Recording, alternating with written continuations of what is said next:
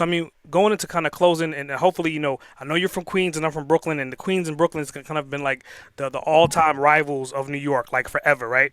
But I'm gonna give you ownership of the Boss Uncaged podcast. You're gonna become the host. Do you have any questions that you would like to ask me? Yeah. Oh, that's a great question. Okay. Yes. All right. So I guess first and foremost, what made you go in this direction to say, hey, I'd like to use this platform for good to spread messages? Like, what got you into podcasting to begin with, out of all the things that are out there that you could invest your time in? Why podcasting for you?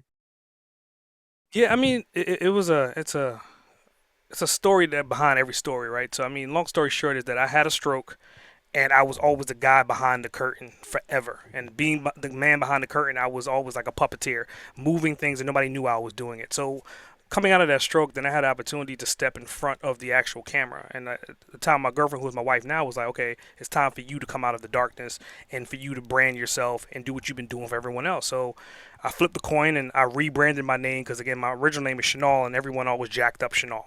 It's a simple name, but I was like, okay, how do I rebrand that and keep it simple? Then I went back to like my graffiti name from Brooklyn, which was Sags, S-A-G-S. And I was just like, you know what? I'll just be S.A, right? And it kind of goes to the nickname that I had in high school as well. And I was like, okay, so that's my new brand name, and now I'm gonna start writing books. In addition to that, I was like, okay, what's another way for me to layer on top of like the book strategy, but integrating it with a community of individuals that may want to read my books or have written books. And that's when I said, okay, you know what, podcasting. Because again, I was behind the scenes. I didn't want to be in front of the camera, hence why I didn't go to YouTube at first. So I was like, okay, let me get comfortable being the guy with the voice. And so over a period of time, like now with videos and everything else, I kind of grew into where I'm at right now.